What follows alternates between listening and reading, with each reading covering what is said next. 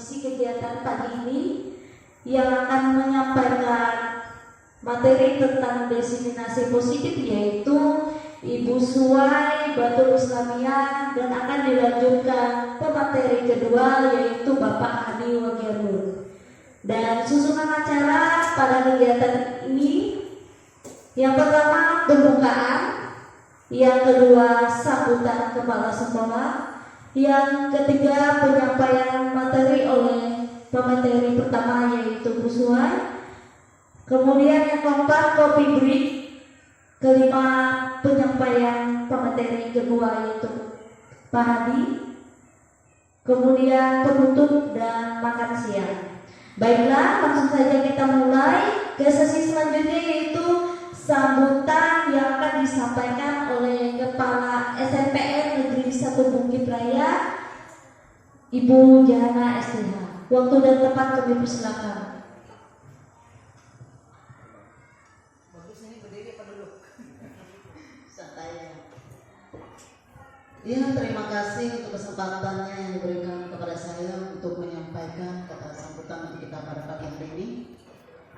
Tidak lupa kita puji dan panjatkan puji syukur kepada Tuhan Yang Maha Kuasa atas kebaikannya kita bisa berkumpul bersama di tempat ini dan mengadakan kegiatan bersama juga pada pagi hari ini. Itu semua karena atas kasih dan pertolongan Tuhan semata-mata.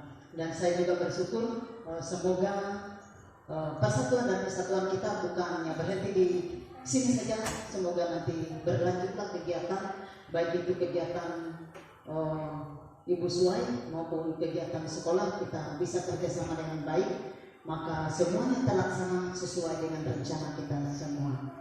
Kita bersyukur kepada Tuhan, kita diberikan kesehatan sehingga kita juga bisa berkumpul pada pagi hari ini. Itu karena semua kasih dan anugerah Tuhan semata-mata.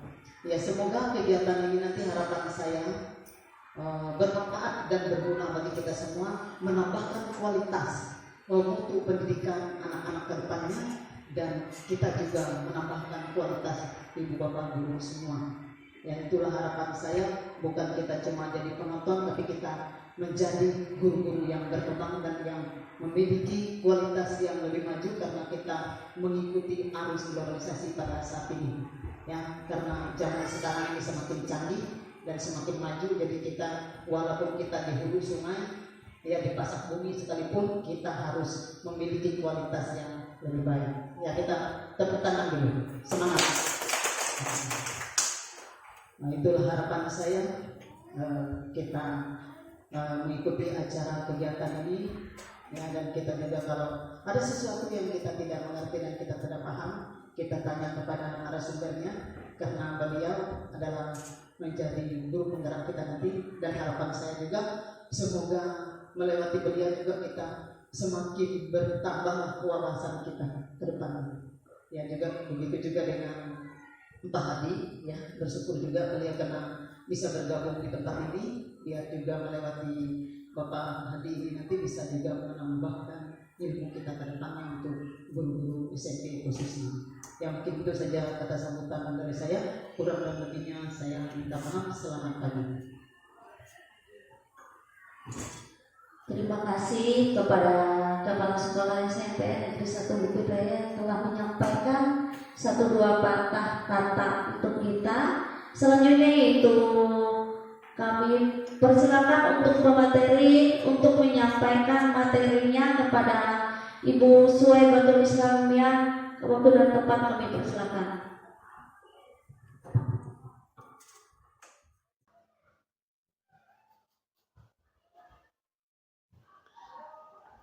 Assalamualaikum warahmatullahi wabarakatuh. Selamat pagi Bapak Ibu.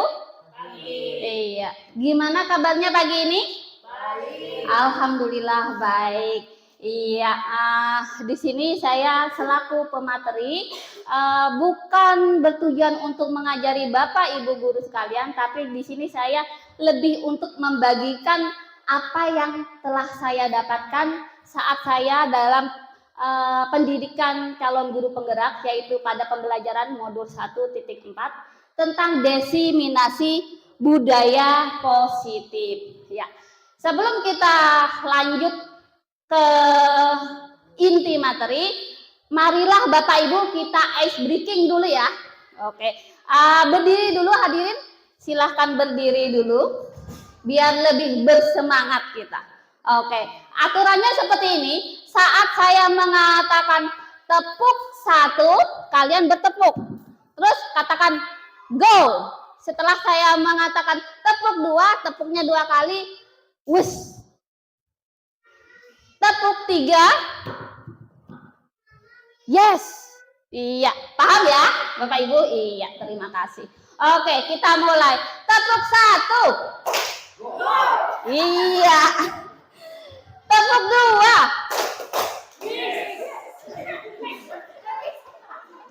Tepuk 3.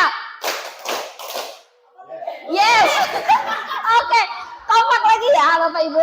Oke, seperti ini. Tepuk 1. Iya. Tepuk 2. Iya. Tepuk 3. Iya, terima kasih. Silakan duduk kembali. Oke, masih bersemangat Bapak Ibu? Iya, alhamdulillah bersemangat. Di sini saya akan menjelaskan tentang definisi budaya positif yang telah saya pelajari saat saya pendidikan guru penggerak. Sebelum saya masuk ke inti materi, apakah Bapak Ibu pernah mendengar kata budaya positif? Apa itu budaya positif kira-kira yang ada di benak Bapak Ibu? Kebiasaan yang positif. Iya, coba Bapak Redi gimana? Sebuah kebiasaan yang positif yang dapat memberikan kegiatan-kegiatan yang menambah pengetahuan. Iya. Sebuah budaya yang membuat baik pikiran maupun kegiatan yang membuat suatu kemajuan yang positif. Iya. Oke, terima kasih. Beri tepuk tangan dulu untuk Pak Rediono. Iya, benar sekali apa kata Pak Redi, bahwa budaya positif adalah proses pembiasaan baik yang dilakukan hingga tercapai apa yang kita inginkan. Pastinya dalam bentuk hal yang positif. Nah, contohnya yaitu di dalam dunia pendidikan, dalam satuan pendidikan pasti memerlukan peserta didik yang cerdas dan berkarakter. Tetapi peserta didik tersebut tidak serta-merta cerdas dan berkarakter langsung. Pasti ada proses pembiasaan tersebut. Pembiasaan baik tersebut yang dimaksud dengan budaya positif. Iya, sekarang apakah sudah lebih memahami tentang budaya positif? Iya, sekarang kita contohkan di dalam sekolah Bapak Ibu. Kira-kira budaya positif apa yang telah dilakukan? Ya, Ibu Risna? Membersihkan halaman sekolah. Betul. Terus siapa lagi? Ayo, Ibu Rita. Disiplin. Iya, betul. Iya, itu adalah contoh pembiasaan positif. Itulah yang dinamakan budaya positif. Refleksi diri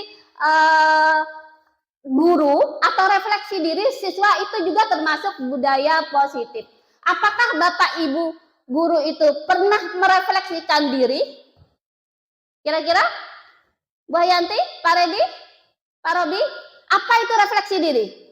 Refleksi diri ini seperti ini contohnya. Saat saya mengajar di kelas, ada beberapa siswa yang sepertinya mengantuk atau sepertinya tidak bersemangat.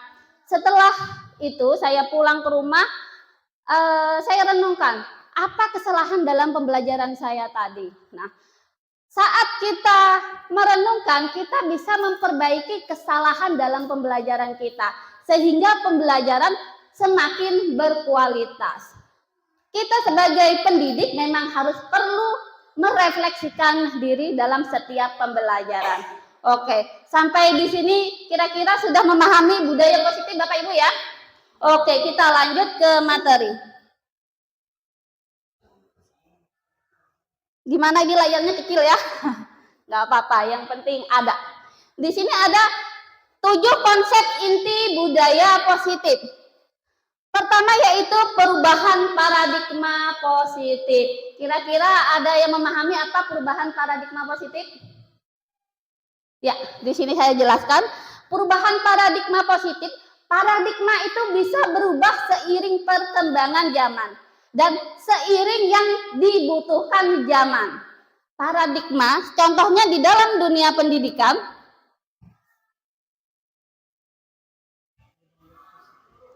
di sini saya contohkan dalam dunia pendidikan, pembelajaran dengan paradigma baru.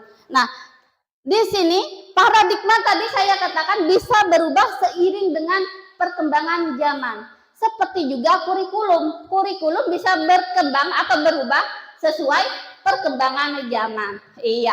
Di sini ada pembelajaran dengan paradigma baru merupakan pembelajaran yang dirancang berdasarkan prinsip pembelajaran berdiferensiasi sehingga peserta didik belajar sesuai kebutuhannya berdasarkan tahap perkembangannya.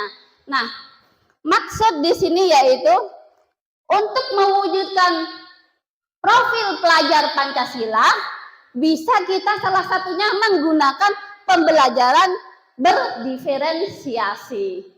Ya, di sini saya tidak menjelaskan apa itu pembelajaran berdiferensiasi, tapi saya mencontohkan salah satu paradigma baru yang menyesuaikan perkembangan zaman. Paham ya Bapak Ibu? Iya, nanti pembelajaran berdiferensiasi bisa kita jelaskan lain waktu di kegiatan berikutnya karena pembelajaran berdiferensiasi ini masih dalam proses tahap pembelajaran kami pada tahap modul 2.1. Iya, sekarang lanjut.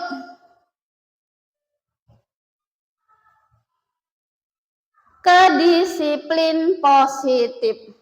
Apa yang di benak Bapak Ibu ketika mendengarkan kata disiplin? Iya, apalagi peraturan-peraturan atau tata tertib. Iya, iya. Gimana, Bu Suma? Silakan. Ketika pikir misalnya hari Selasa itu saya ya datang tepat waktu, itu contohnya. Iya, betul sekali Bu Sumar. Iya, betul sekali apa yang dikatakan Bapak Ibu. Disiplin positif, bayangan kita adalah peraturan-peraturan yang harus dilaksanakan. Apabila tidak dilaksanakan akan dikenai hukuman. Padahal hal tersebut itu tidak seperti itu. Hukuman itu jadi alternatif terakhir apabila itu tidak bisa lagi. Tetapi yang diharapkan hukuman itu jangan sampai digunakan. Karena kata Bapak Ki Hajar Dewantara kita menyatakan bahwa di mana ada kemerdekaan, disitulah harus ada disiplin yang kuat. Sungguh pun disiplin itu bersifat self-disiplin, yaitu kita sendiri yang mewajibkan kita dengan sekeras-kerasnya, tetapi itu sama saja, sebab jikalau kita tidak cakap melakukan self-disiplin, wajiblah penguasa lain mendisiplinkan diri kita dengan peraturan. Demikian itulah harus ada di dalam diri kita yang merdeka. Nah, kira-kira ada yang bisa menjelaskan apa kata Pak Ki Hajar Dewantara?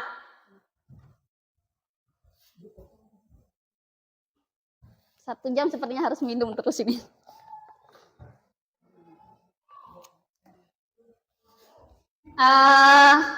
Apa kira-kira kata Pak Ki Hajar Dewantara?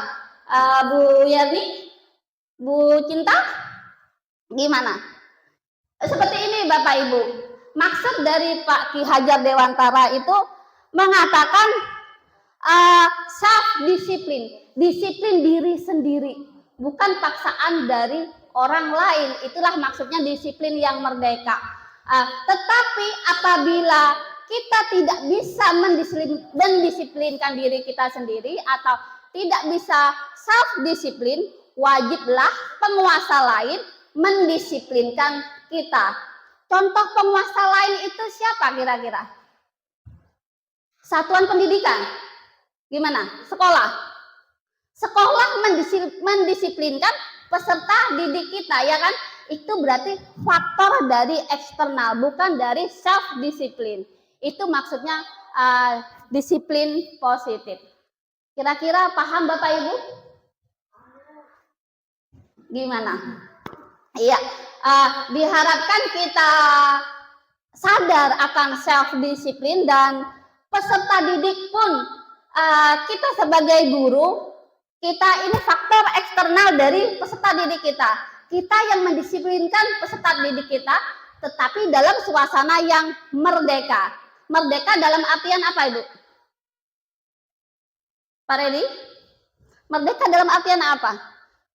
Enggak merdeka dalam artian dari perang penjajahan ya, tapi merdeka dalam artian tidak sampai kena hukuman. Kita harus mencari cara lain agar mereka nanti bisa tumbuh self disiplin pada diri mereka.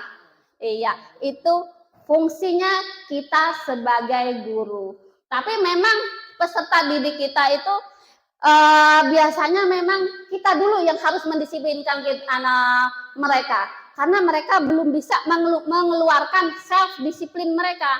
Tapi harapannya setelah kita mendisiplinkan mereka, mereka bisa akan sadar dengan sendirinya. Ya, terima kasih. Paham tentang disiplin positif? Iya, alhamdulillah paham ya Bapak Ibu.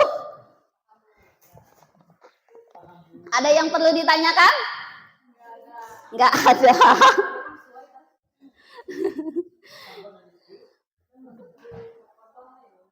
Nah, ini ada contoh disiplin positif. Nih, contoh disiplin positif itu yaitu datang ke sekolah tepat waktu, mengenakan seragam sekolah sesuai aturan, mengikuti upacara, merapikan kelas sebelum pulang, membuang sampah pada tempatnya.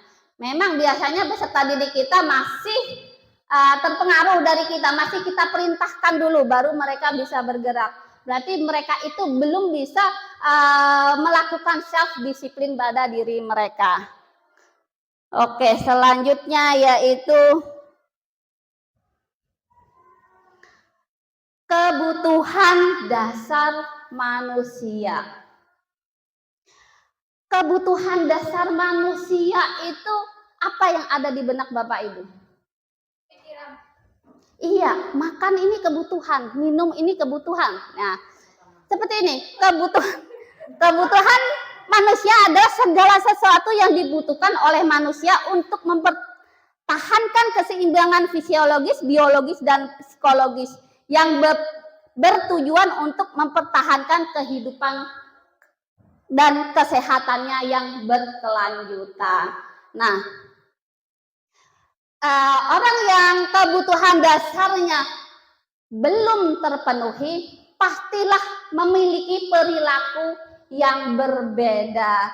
Berarti ada kebutuhan dasar yang belum mereka penuhi. Nanti perilakunya ada biasanya siswa yang biasanya nakal atau mengganggu temannya. Mungkin ada kebutuhan dasar mereka yang belum terpenuhi.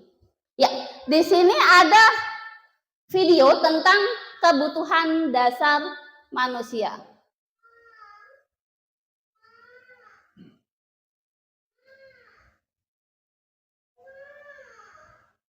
Ada 5 kebutuhan dasar manusia.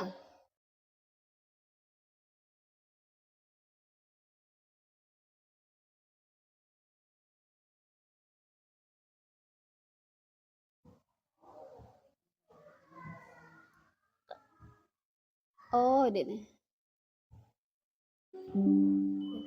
Salam dan bahagia Ibu dan Bapak guru hebat. Untuk membangun budaya sekolah yang positif dengan lingkungan yang aman dan mendukung murid untuk menjadi pribadi yang berdaya, seimbang, dan bahagia, salah satu upaya yang dapat dilakukan oleh guru adalah memahami kebutuhan dasar yang mendasari perilaku murid. Pada video kali ini, kita akan membahas tentang 5 kebutuhan dasar manusia.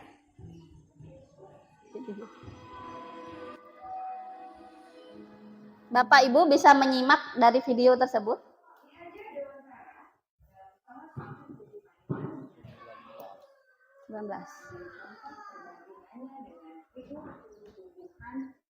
Seorang petani dalam hakikatnya sama kewajibannya dengan seorang pendidik yang menanam padi misalnya. Hanya dapat menuntun tumbuhnya padi. Ia dapat memperbaiki kondisi tanah, memelihara tanaman padi, memberi pupuk dan air, membasmi ulat-ulat atau jamur-jamur yang mengganggu hidup tanaman padi. Ketika guru memahami kebutuhan apa yang mendasari perilaku murid, guru berusaha menuntun murid dalam memenuhi kebutuhannya secara positif. Pada hakikatnya, guru tersebut ibarat seorang petani yang sedang berusaha memahami kebutuhan masing-masing tanaman. Dan ia berusaha memenuhi kebutuhan tanaman tersebut agar dapat tumbuh dengan subur dan maksimal. Dr. William Glasser, seorang psikiater dari Amerika Serikat, menyatakan bahwa seluruh tindakan manusia memiliki tujuan tertentu, yaitu memenuhi kebutuhan dasarnya. Ketika kelima kebutuhan dasar telah terpenuhi secara memadai, maka murid akan tumbuh dengan seimbang dan bahagia.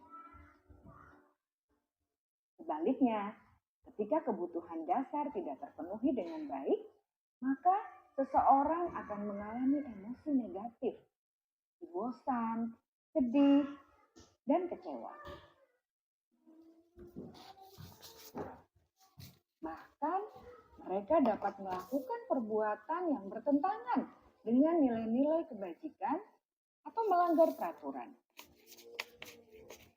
Dengan kata lain, perilaku buruk seseorang biasanya adalah respons dari kebutuhan yang tidak terpenuhi. Namun, mereka tidak tahu ada 5 kebutuhan dasar manusia menurut Dr. William Glasser, yaitu yang pertama kebutuhan untuk bertahan hidup atau survival. Kebutuhan untuk merasa diterima atau love belonging.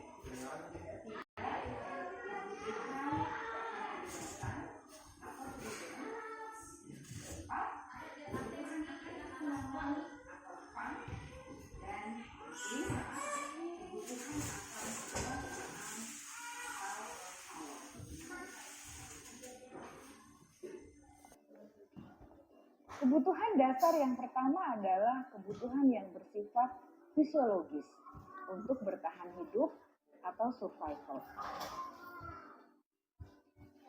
Misalnya, kesehatan, rumah, dan makanan.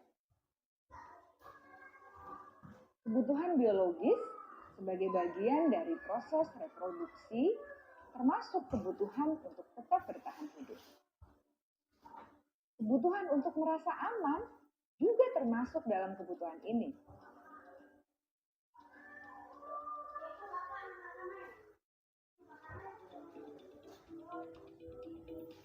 Agar murid dapat belajar dengan baik, kebutuhan mereka akan rasa aman, pangan, sandang, dan papan harus terpenuhi.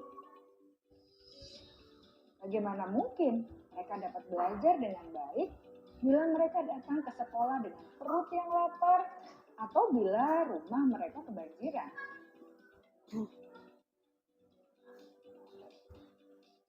Setelah kita mengetahui kebutuhan pertama yang sebagian besar bersifat fisiologis, mari kita lihat kebutuhan kedua sampai kelima yang semuanya berhubungan dengan psikologi. Mari kita lihat kebutuhan yang kedua, yaitu kebutuhan akan perasaan diterima oleh kelompok atau komunitasnya, atau kebutuhan love and belonging. Kebutuhan ini meliputi keinginan untuk tetap terhubung dengan orang lain, seperti teman, keluarga, teman kerja, dan kelompok di mana kita tergabung. Setiap murid ingin menjadi bagian yang berharga dari kelas dan juga sekolah. Mereka juga ingin diterima oleh orang lain dan kelompoknya. Bahkan, murid yang terlihat paling cuek pun jauh di dasar hatinya pasti ingin merasa diterima. Sebagai guru, seharusnya kita dapat menerima murid kita apa adanya, sesuai dengan kodratnya. Karena setiap murid adalah unik. Mereka memiliki kekuatannya masing-masing, sehingga guru seharusnya bisa menciptakan kesempatan untuk murid berkolaborasi dan memiliki ikatan emosi satu sama lain. Murid-murid yang memiliki kebutuhan yang besar untuk merasa diterima, biasanya mereka belajar karena suka pada gurunya. Dan mereka juga suka bekerja dalam kelompok. Kebutuhan yang ketiga adalah kebutuhan akan kebebasan atau kebutuhan membuat pilihan. Murid harus diberi kesempatan untuk membuat pilihan dan bertanggung jawab atas pilihan yang mereka telah ambil. Memberi mereka kebebasan bukan berarti membiarkan mereka melakukan apa saja yang mereka mau, melainkan lebih memberi mereka kesempatan untuk membuat pilihan, menyuarakan pendapat mereka dengan percaya diri, dan memberi mereka kesempatan untuk mencoba hal-hal yang baru. Pembelajaran dengan metode yang beragam dan menarik juga akan memenuhi kebutuhan murid tentang kebebasan ini. Pembelajaran berdiferensiasi, di mana guru menyediakan beberapa jenis tugas yang bisa dipilih oleh murid sesuai minat mereka, sangat baik untuk mengembangkan murid menjadi lebih mandiri dan memiliki motivasi internal.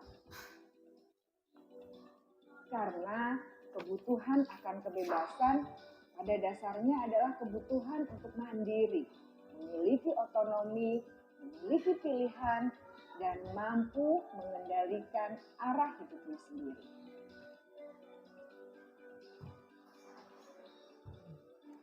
Kebutuhan yang keempat adalah kebutuhan akan kesenangan. Bayangkan Bapak Ibu, hidup tanpa rasa senang. Betapa menyedihkannya. Glasser menghubungkan kebutuhan akan kesenangan dengan belajar. Jangan sepelekan kebutuhan murid untuk merasa senang di kelas. Sebagai guru, jangan ragu-ragu untuk dengan sengaja memasukkan kegiatan yang menyenangkan dalam kelas. Murid-murid dengan kebutuhan dasar kesenangan yang tinggi ingin menikmati apa yang mereka lakukan. Mereka juga konsentrasi tinggi saat mengerjakan hal-hal yang disenangi. Sudah.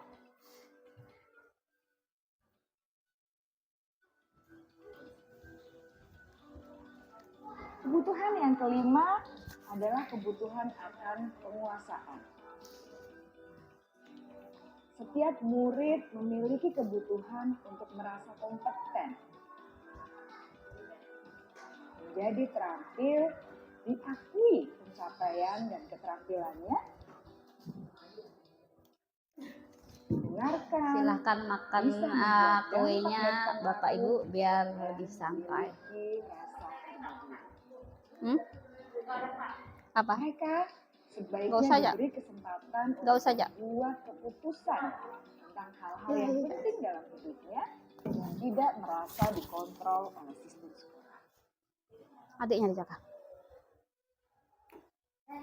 Pada murid yang telah menginjak usia remaja, seringkali mereka merasa tidak memegang kendali.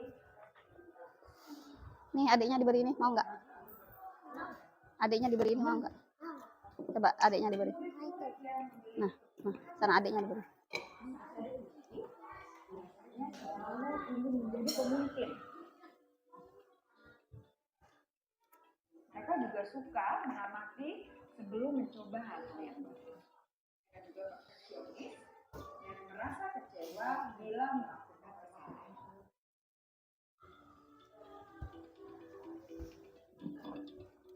Ibu dan Bapak guru sangatlah penting bagi kita untuk mengetahui kebutuhan dasar murid-murid, agar kita memahami alasan dibalik sikap dan tingkah laku mereka. Bila murid berperilaku buruk atau melanggar peraturan, sehingga tindakannya tidak sesuai dengan nilai-nilai kebajikan, maka guru harus mencari tahu alasan yang mendasari tindakan. Dan pilihan apa untuk melalui percakapan dengan guru dalam pendekatan disiplin positif, murid dapat diajak untuk bersikap reflektif dalam mengenali kebutuhan-kebutuhan yang berusaha mereka penuhi dan mendasari tindakan mereka. Jika guru mengabaikan perilaku buruk murid-murid, maka perilaku tersebut akan berpengaruh pada suasana kelas yang kurang kondusif dan akan berpengaruh pada tujuan dari pendidikan itu sendiri. Ibu, Bapak guru hebat, mari kita menjadi guru yang lebih baik dengan memahami kebutuhan dasar murid-murid kita dan senantiasa membimbing mereka untuk menjadi pribadi yang berdaya, seimbang, dan bahagia. Salam dan bahagia, Ibu dan Bapak guru hebat.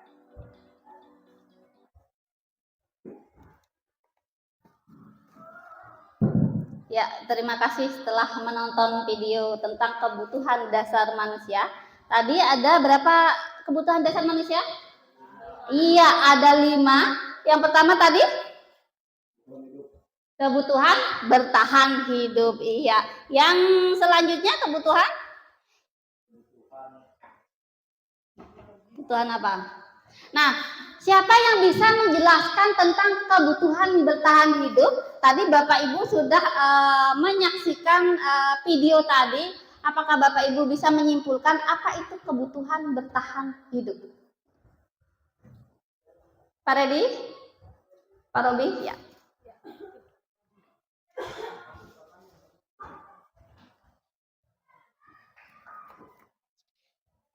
Ya. Kebutuhan bertahan hidup adalah kebutuhan akan terpenuhinya pangan dan papan. Apabila kebutuhan itu semua terpenuhi, maka anak-anak akan dapat mengikuti sekolah dengan baik. Iya, betul. Beri tepuk tangan dulu untuk peserta kita, Pak Robi. Iya, betul. Kebutuhan dasar manusia adalah kebutuhan yang sangat penting dan itu berpengaruh dalam pemenuhan kebutuhan dasar manusia itu akan berpengaruh dalam tindakan perilaku atau individu tersebut. Apabila ada kebutuhan yang individu yang memiliki kebutuhan tinggi ke atas kebutuhan dasar manusia itu, seandainya contohnya tadi contohnya memiliki rumah, seandainya dia terobsesi harus punya rumah, ternyata belum bisa. Nah, perilaku individu tersebut akan berbeda. Itulah maksud kebutuhan bertahan hidup. Iya, selanjutnya yaitu tadi kebutuhan. Di sini saya belum sempat merubah. Di sini cinta itu maksudnya rasa diterima atau disayangi. Tadi ya, kebutuhan rasa diterima atau disayangi. Ada yang bisa menjelaskan? Bu Hayanti, Pak Rodi, gimana maksud rasa diterima dan disayangi tadi dari video Bu Yerni? Gimana Bu? Iya, kebutuhan rasa diterima atau disayangi itu artinya kita sebagai individu secuek apapun individu pasti pingin merasa diterima dan disayangi. Entah itu dalam kelompok, dalam keluarga, dia akan merasa pingin diterima dan disayangi. Apabila ada individu yang merasa kebutuhan dasarnya belum terpenuhi, dia akan memiliki perilaku yang berbeda. seandainya nih di dalam keluarganya dia merasa tidak disayangi atau seperti apa, di dalam kelompoknya merasa tidak diterima, perilakunya akan berbeda seperti itu. Sudah paham ya tentang kebutuhan rasa diterima dan disayangi. Iya, di sini tadi sudah ditampilkan di video, tapi saya menjelaskan lebih singkatnya. Yang ketiga tadi kebutuhan apa? Akan kebebasan. Bagaimana Ibu bisa menjelaskan kebutuhan akan kebebasan? Silahkan Ibu. Apa yang di benak Ibu aja? Iya, bebas. Bebas memilih agama, bebas berlingkungan dengan orang-orang, bebas dalam berpola pikir, bebas dalam proses pembelajaran, di mana yang dia suka di situ dia tetap belajar seperti ini. Iya, terima kasih. Beri tepuk tangan dulu untuk Ibu. Iya, benar apa yang dikatakan Ibu tadi, bahwa kebutuhan akan kebebasan itu maksudnya dia tidak terpengaruh oleh faktor eksternal. Dia ingin mencoba-coba hal baru, ingin mengeluarkan apa yang dia rasa yakini, itu maksudnya kebutuhan kebebasan. Iya. Tetapi kita memberi kesempatan, seandainya contohnya memberi kesempatan kepada peserta didik kita kebebasan untuk memilih apa yang mereka yakini. Tapi kita membebaskan bukan berarti melepas mereka, tetapi kita tetap mengontrol mereka agar yang mereka pilih itu tidak salah. Ya, paham tentang kebutuhan kebebasan ya Bapak Ibu ya? Ya, selanjutnya kebutuhan apa tadi? Yang keempat, kesenangan. Ada yang bisa menjelaskan tentang kebutuhan akan kesenangan? Ibu Rita, perlu nggak di dalam hidup ini untuk rasa senang atau sedih aja dalam hidup? Enggak ya, pasti ada kebutuhan akan kesenangan itu pasti diperlukan semua individu. Iya, kalau sedih terus nggak ada senang-senangnya, kasihan dong. Iya. Maksud dari kebutuhan kesenangan itu seandainya contohnya ada individu yang menyukai hal-hal tertentu, dia akan melakukannya dengan konsentrasi tinggi. Seandainya berladang seperti Pak Robi suka meladang, nah itu akan dia berkonsentrasi tinggi untuk melakukannya karena ada rasa senang dalam diri Pak Robi tersebut. Kira-kira paham ya tentang kebutuhan akan kesenangan. Selanjutnya kebutuhan terakhir, penguasaan. Kira-kira ada yang bisa menjelaskan kebutuhan akan penguasaan? Pak Redi? Gimana? Silahkan. Iya, sesuai yang dipahami saja. Kebutuhan penguasaan adalah sesuatu yang dia miliki, yang dia punya, dan yang mampu dia lakukan. Iya, betul.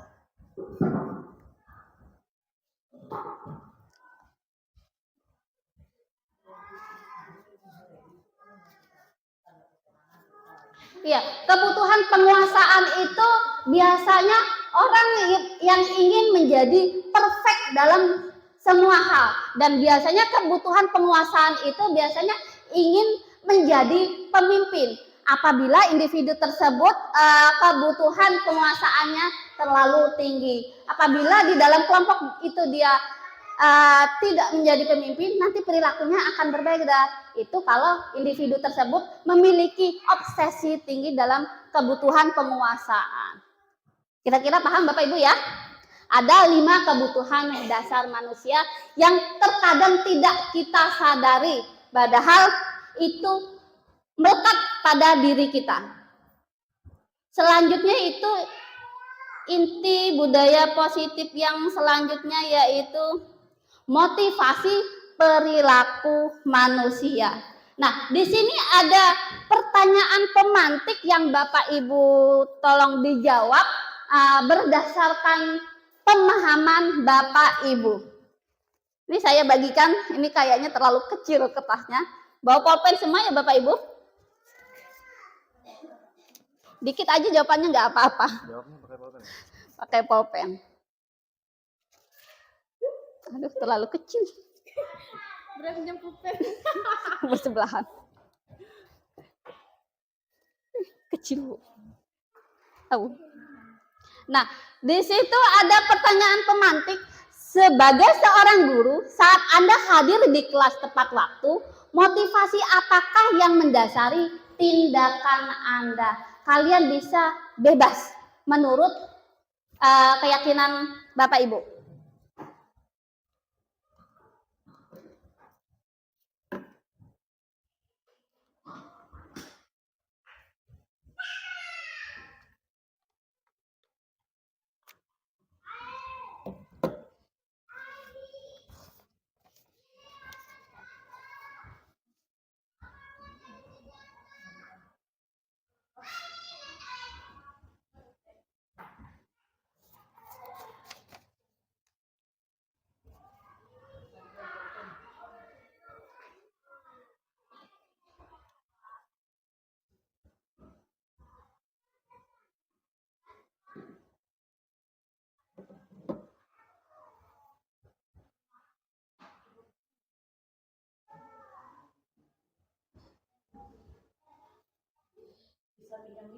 Oh iya ya.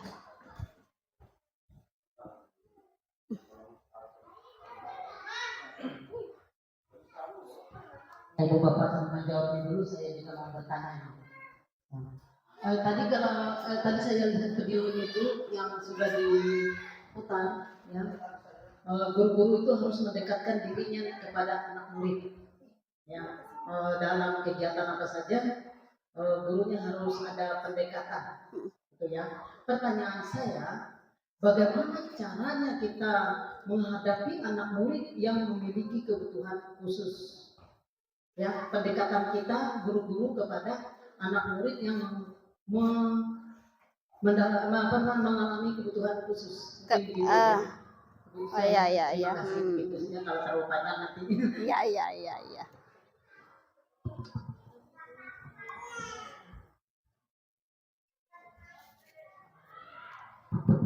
Iya, tadi pertanyaan kita sambil Bapak Ibu mengisi dan saya coba menjawab untuk pertanyaan Ibu, bagaimana menghadapi peserta didik yang mempunyai kebutuhan khusus. Iya, kebutuhan khusus berarti ada yang khusus dari individu, dari peserta didik tersebut ya.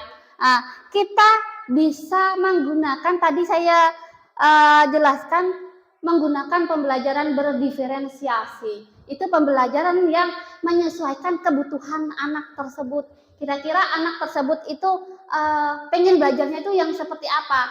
Tentu melalui kita itu ada tes dulu, itu ceritanya. Tes diagnostik. Tes diagnostik kognitif dan tes diagnostik non kognitif. Di mana peserta didik tersebut kita beri wawancara apa latar mereka, apa yang mendasari mereka, dan kita bisa melakukan tes diagnostis kognitif dengan memberikan soal-soal. Setelah itu dia bisa menjawab, dari jawaban itu bisa kita rangkumkan kira-kira kebutuhan apa yang perlu kita penuhi di peserta didik yang memiliki kebutuhan khusus tersebut. Jadi kita bisa membimbing secara khusus, tapi kita melalui tes dulu. Tidak serta-merta kita langsung menindak sesuai keinginan kita. Bagaimana Ibu? Apa sudah memahami? Iya, terima kasih.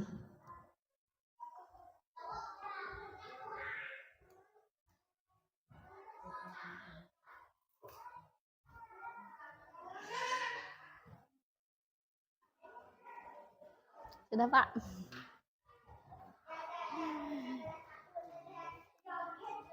Ya, seorang guru harus perlu berpikir kritis, Bu Rita. Ya, tanya. Mudah-mudahan masukan juga bisa, memberi masukan. Tidak harus bertanya, tapi memberi masukan juga bisa, Bapak Ibu, menurut pemahaman Bapak Ibu. Menurut saya mungkin kebutuhan motivasi, kebutuhan dasar manusia itu seperti ini. Nah, itu bisa kita bahas bersama.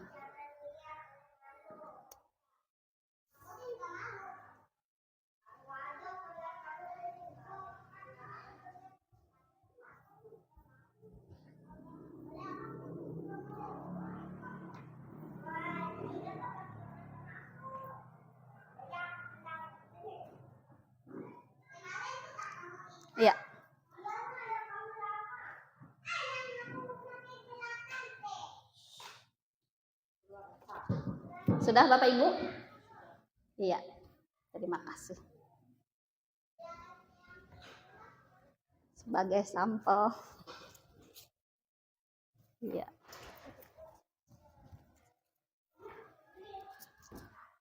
Iya, ini saya kumpulkan berdasarkan jawaban Bapak Ibu. Di sini saya akan jelaskan ada motivasi perilaku manusia.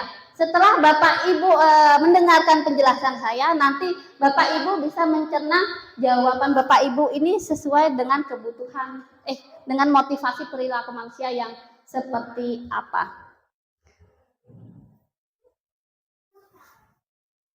Di sini ada 3 motivasi perilaku manusia.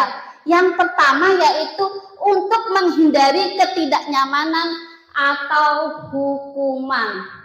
Kira-kira ada yang memahami untuk menghindari ketidaknyamanan atau hukuman? Kita ini bertindak, di sini ada yang tipe individunya untuk menghindari ketidaknyamanan atau hukuman. Nah, contohnya itu seperti apa?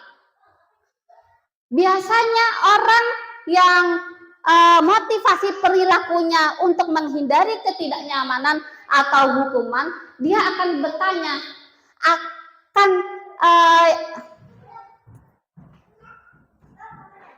apa yang akan terjadi apabila saya tidak melakukannya. Seperti itu biasanya orang yang menghindari hukuman atau ketidaknyamanan. Dia akan bertanya pada diri sendiri atau pada orang lain, apa yang akan terjadi apabila saya tidak melakukannya?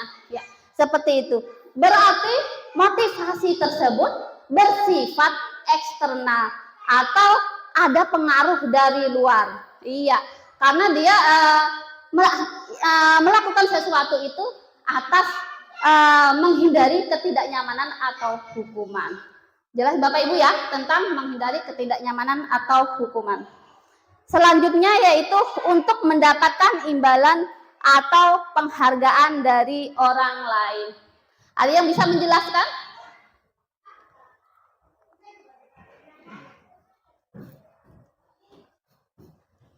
Maksud untuk mendapatkan imbalan atau penghargaan dari orang lain, biasanya orang tersebut akan berkata seperti apa? Apa yang akan saya dapatkan? Apa yang akan saya dapatkan apabila saya melakukannya?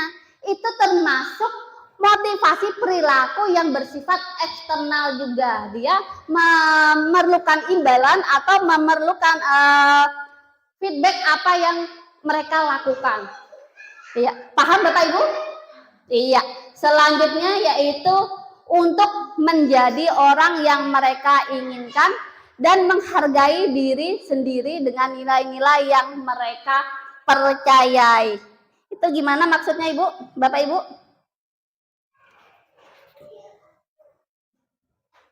Maksud di sini yaitu orang tersebut melakukan sesuatu itu berdasarkan nilai-nilai yang mereka yakini. Nah, orang yang seperti itu biasanya muncul dari diri sendiri tanpa paksaan dari orang lain. Itu bersifat internal dan orang yang melakukan memiliki motivasi tersebut bisa menjadi pribadi yang disiplin positif karena dia bisa mendisiplinkan diri mereka sendiri. Ya, motivasi.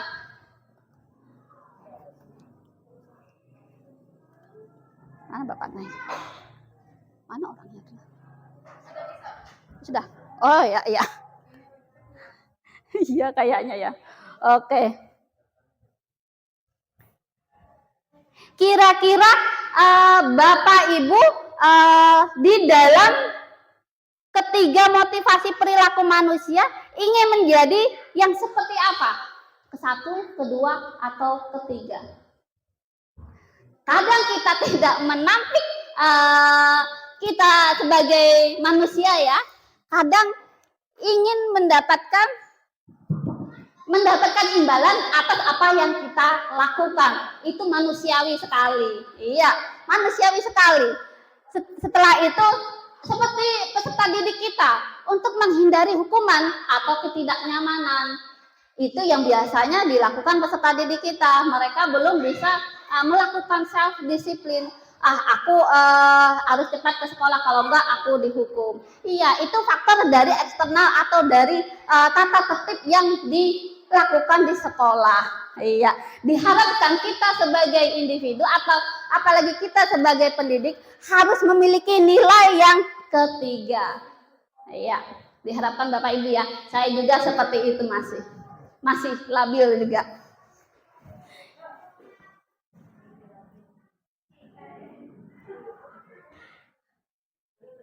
Nah, di sini inti budaya positif yang selanjutnya yaitu posisi kontrol guru. Kira-kira Bapak Ibu termasuk dari di mana posisi kontrol gurunya? Penghukum, pemantau, pembuat rasa bersalah, teman atau manajer. Kira-kira Bapak Ibu biasanya di mana? Mengontrol siswa. Penghukum ya, kebanyakan penghukum. Ada pembuat rasa bersalah, teman, pemantau atau manajer. Nah, di sini ada video akan menjelaskan 5 posisi kontrol restitusi.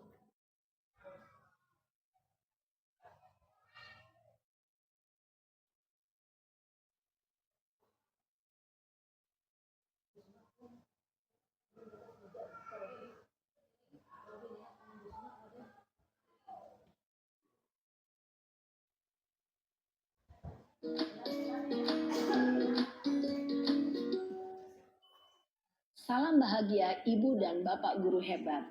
Dalam penerapan disiplin Bapak Ibu bisa menyimak 5 posisi kontrol tersebut. Adalah 5 posisi kontrol. 5 posisi kontrol dalam restitusi adalah proses perjalanan seorang pendidik agar dapat mengenali dirinya. Pada video kali ini, kita akan membahas tentang 5 posisi kontrol yang dikembangkan oleh Diane Gosson dan contoh penerapannya. Kurang berapa menit? Pak Robi, kurang berapa menit? 5 posisi kontrol. Biar aku bisa menyesuaikan. Posisi penghukum. 2. Posisi penghukum. Berapa? 3. Posisi teman. 4. Posisi pemantau atau monitor. Dan 5. Posisi manajer. Untuk lebih memahami kelima posisi tersebut, mari kita saksikan kasus Naren yang terlambat hadir 20 menit di sekolah dan melihat bagaimana kelima posisi kontrol dalam penelitian istilah tersebut.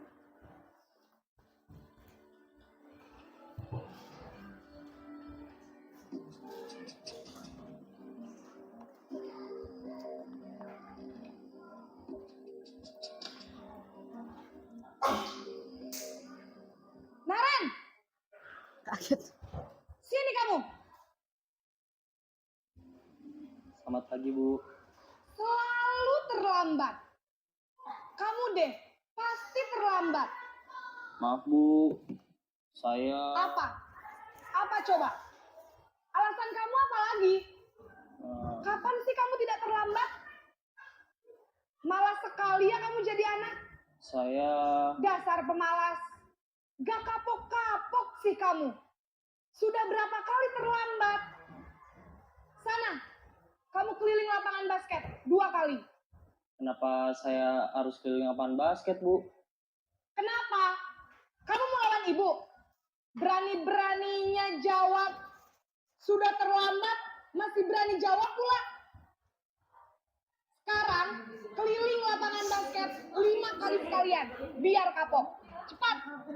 Pergi sana ke lapangan basket. Posisi penghukum biasanya berbicara dengan nada tinggi, menghardik, menunjuk-nunjuk, menyakiti, dan menyindir. Hukuman bisa berupa fisik maupun psikis.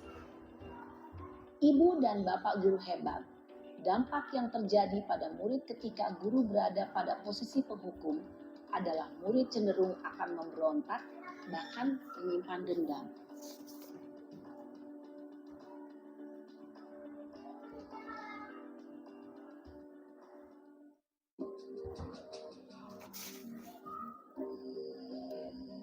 Ya, di video ini ada contoh posisi kontrol guru Bapak Ibu ya. Naren,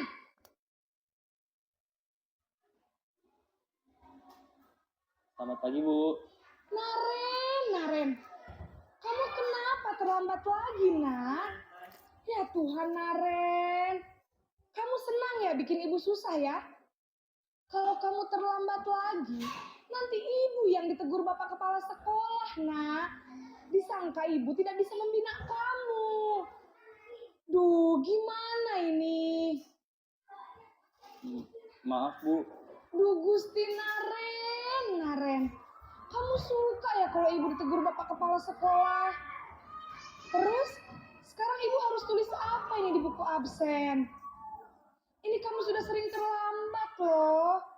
Ibu harus apa coba? Maaf, Bu. Maaf sekali. Ya sudah, lain kali jangan bikin ibu susah lagi ya, nak ya. Ibu tidak akan kuat lagi kalau kamu begini terus. Bisa jantungan kalau ibu ditegur bapak kepala sekolah. Sana cepat kelas.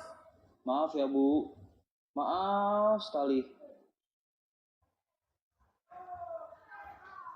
Posisi pembuat rasa bersalah berbicara dengan nada tenang, cenderung lembut.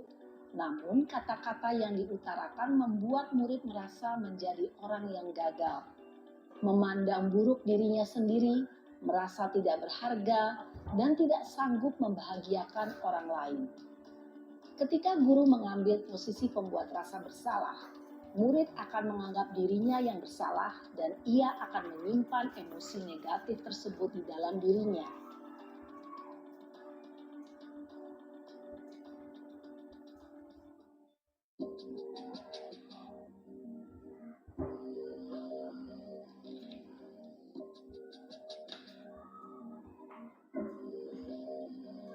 Naren,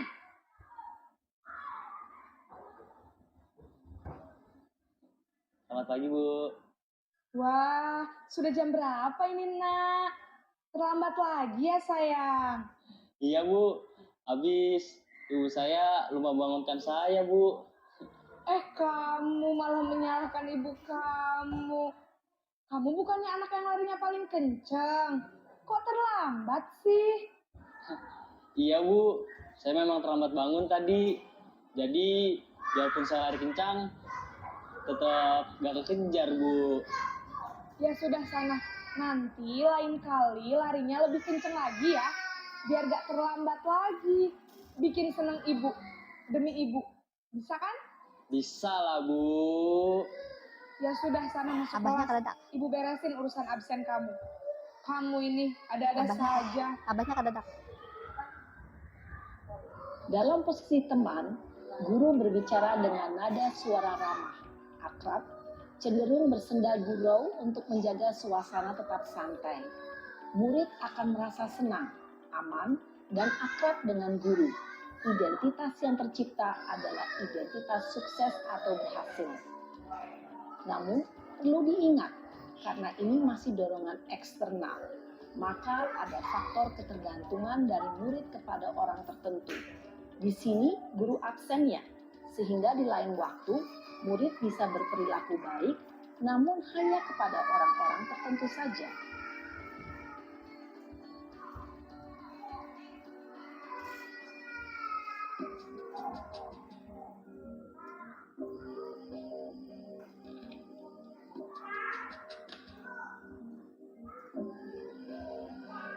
Naren!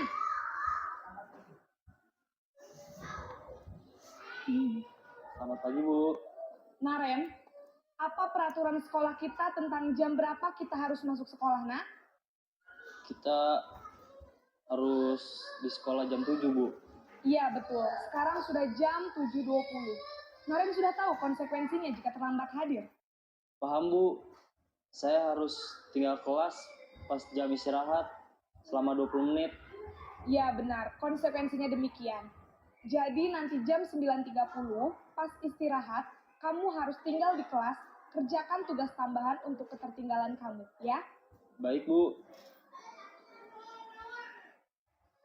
Posisi pemantau mengandalkan penghitungan atau data untuk mengontrol murid. Guru mengarahkan murid berdasarkan peraturan dan konsekuensi. Seorang pemantau menunjukkan bahasa tubuh dan ekspresi wajah yang datar dan cenderung formal.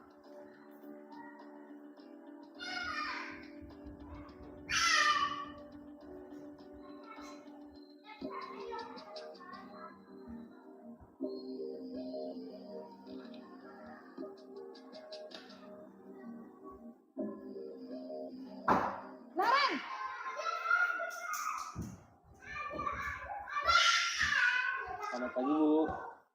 Selamat pagi, Naren. Maaf, Bu. Saya terlambat. Iya, sekolah masuknya jam 7, sekarang sudah jam 7.20. Jadi sekarang bagaimana ini, Naren? Maaf, Bu. Saya lupa setel alarm saya semalam.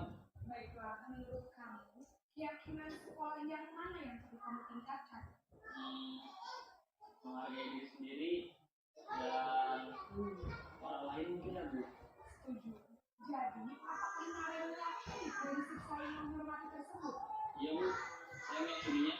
Apakah Naren bersedia memperbaiki masalah keterlambatan ini? Iya, Bu. Bagaimana cara memperbaiki masalah keterlambatan ini? Saya akan coba untuk tidak lupa menyetel alarm saya, Bu. Baik, kalau Naren lupa menyetel alarm di rumah, ada orang yang kira-kira bisa bantu mengingatkan tidak? Ada, Bu. Kata saya, Kak Emma. Ada lagi selain Kak Emma? Selain Kak Emma, ada ibu saya. Baik, jadi yang mengingatkan Naren adalah Kak Emma dan ibunya. Kira-kira kebiasaan langkah Naren? Setelah pulang sekolah, akan segera saya lakukan. Baik, jadi Naren akan setel alarm untuk bangun besok pagi dan akan diingatkan oleh kakak dan ibunda Naren ya. Ada lagi yang mungkin perlu dilakukan Naren agar tidak terlambat bangun lagi. Tidak ada, Bu.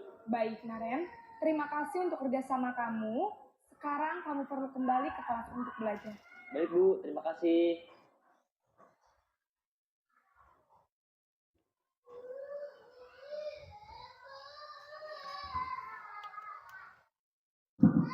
Nah, kita tadi sudah menyimak video bersama. Kira-kira posisi kontrol yang mana yang perlu diterapkan kita sebagai seorang pendidik?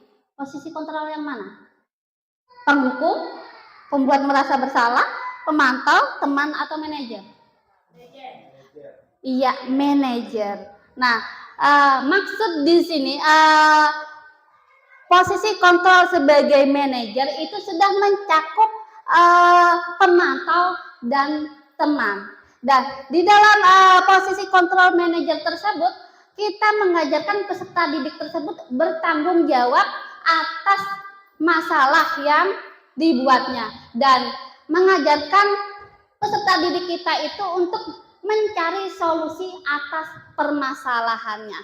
Nah, disitulah posisi kontrol manajer sebagai seorang guru. Dan kita diharapkan Bapak Ibu untuk bisa menjadi manajer bagi peserta didik kita. Iya, selanjutnya yaitu kira-kira ada yang bertanya tentang posisi kontrol guru? Sudah paham kira-kira ya? Penghukum seperti apa? Diharapkan yang posisi penghukum itu dikurangin. Kalau bisa tadi ditiadakan tapi dengan cara-cara yang lebih baik lagi. Selanjutnya yaitu ini tadi contohnya tadi sudah kita simak bersama. Nah, di sini ada keyakinan kelas. Keyakinan kelas itu yang seperti apa Bapak Ibu? Keyakinan kelas itu merupakan disiplin positif juga atau budaya positif juga. Ada yang bisa menjelaskan tentang keyakinan kelas? Nah, keyakinan kelas itu seperangkat nilai-nilai dan prinsip-prinsip yang disepakati antara guru dan murid. Ya, dalam proses pembuatan keyakinan kelas diharapkan murid ikut berpartisipasi aktif dalam pembuatan keyakinan kelas tersebut. Bisa melalui pertama proses berdiskusi, setelah itu penyusunan peraturan menjadi keyakinan, menempelkan keyakinan di kelas. Nah, diharapkan dengan adanya keyakinan kelas itu siswa kita semakin di dalam kelas pembelajaran itu semakin kondusif dan terjaga, seandainya tidak ribut, karena kita sudah memiliki keyakinan kelas yang sudah dibuat bersama-sama. Tetapi apabila peserta didik itu sudah menyadari keyakinan kelas yang mereka buat, nanti akan tumbuh disiplin positif pada diri mereka. Pembiasaan-pembiasaan dalam keyakinan kelas yang sudah dibuat bersama nanti akan tumbuh disiplin positif pada diri mereka. Ya.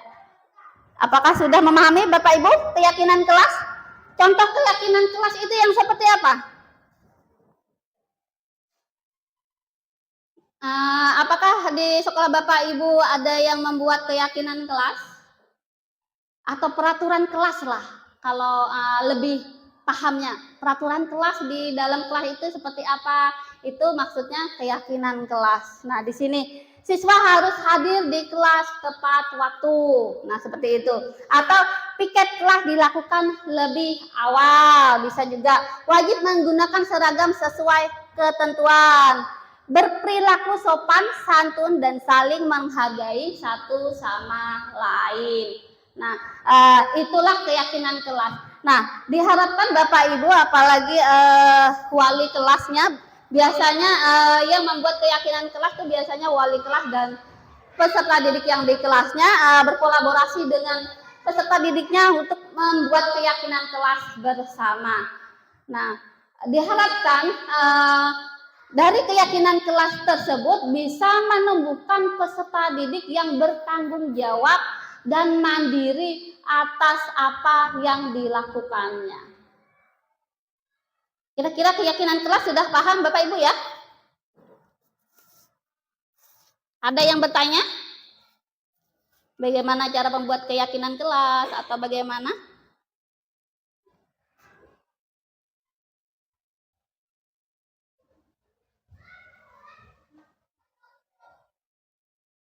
Oke, selanjutnya mungkin materi terakhir, yaitu tentang segitiga restitusi. Apakah Bapak Ibu pernah mendengar segitiga restitusi?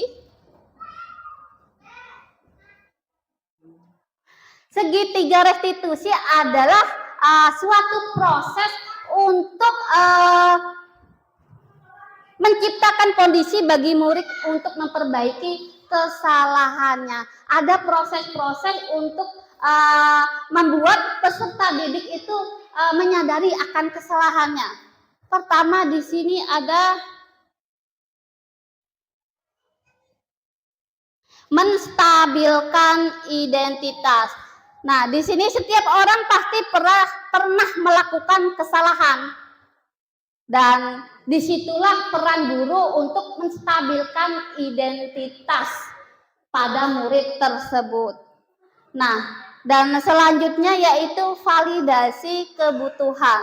Nah, kamu tentu punya di sini adakah cara yang lebih efektif untuk mendapatkan apa yang kamu butuhkan? Nah, di sini validasi tindakan yang salah itu maksudnya memahami kebutuhan dasar yang mendasari tindakan anak berbuat kesalahan. Apa tindakan dasarnya? Pasti ada alasannya dia melakukan hal tersebut. Yang ketiga yaitu menanyakan keyakinan. Kira-kira anak tersebut sudah sesuai nggak perilakunya dengan keyakinan yang mereka miliki, mereka sadari. Seandainya di kelas pasti kita memiliki keyakinan kelas. sesuai nggak dengan keyakinan kelas yang kita buat bersama. Nah, dari segi 3 restitusi itu kita bisa menyelesaikan permasalahan pada anak tersebut.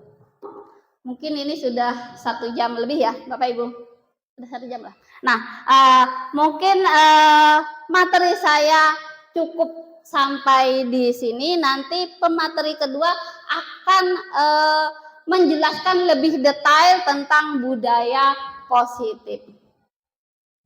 Masih semangat Bapak Ibu? Iya.